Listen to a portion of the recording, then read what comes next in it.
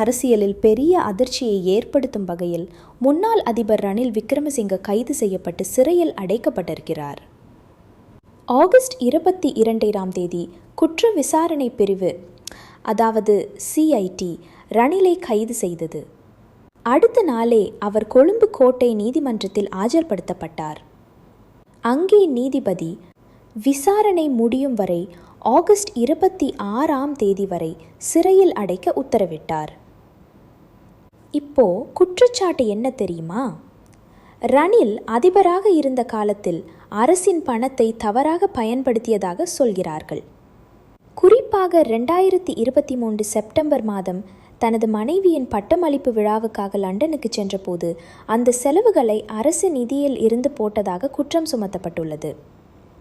இந்த வழக்கில் CIT சார்பில் கூடுதல் சொலிசிட்டர் ஜெனரல் திலீபா பேரிஸ் நீதிமன்றத்தில் வாதாடினார். அவர் சொன்னது, ரணில் மீது சுமத்தப்பட்ட குற்றச்சாட்டு மிக முக்கியமானது. இதை பொது சொத்து சட்டத்தின் கீழ் எடுத்துக்கொள்ள வேண்டும். விசாரணை இன்னும் முடியவில்லை, அதனால் இவரை காவலில் வைக்க வேண்டும் என்றார். ஆனால் ரணிலின் தரப்பில் வழக்கறிஞர், இந்த வழக்கு பிணை வழங்கக்கூடியது, அவரை விடுதலை செய்ய வேண்டும் என்று வாதிட்டார்.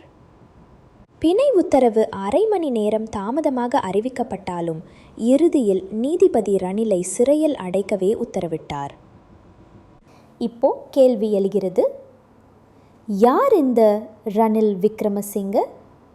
அவருடைய குடும்பம் அரசியல், ஊடகம் இரண்டிலும் வலுவான பிணைப்புள்ள குடும்பம். தந்தை எஸ்மன் விக்ரமசிங்க முன்னாள் அரசு அதிகாரி.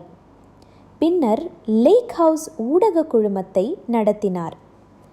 தாய் நளினி பிரபல ஊடக முதல்வர் TR விஜயவர்தனேவின் மகள். ரணில் கொழும்பு ராயல் கல்லூரியில் படித்து பிறகு கொழும்பு பல்கலைக்கழகத்தில் சட்டம் பயின்றார். 1977 தேர்தலில் வெறும் 28 வயதில் நாடாளுமன்றம் சென்றார். அவரின் அரசியல் பயணம் நீண்டது. 6 முறை பிரதமராகவும் 6 முறை எதிர்க்கட்சி தலைவராகவும் இருந்தார். 1993 முதல் முறையாக பிரதமராக பதவியேற்றார். 2015-2018 காலகட்டங்களிலும் பிரதமராக இருந்தார். இறுதியாக 2022 கோத்தபய ராஜபக்ச பதவி விலகிய பின் ரணில் அதிபராக தேர்வு செய்யப்பட்டார்.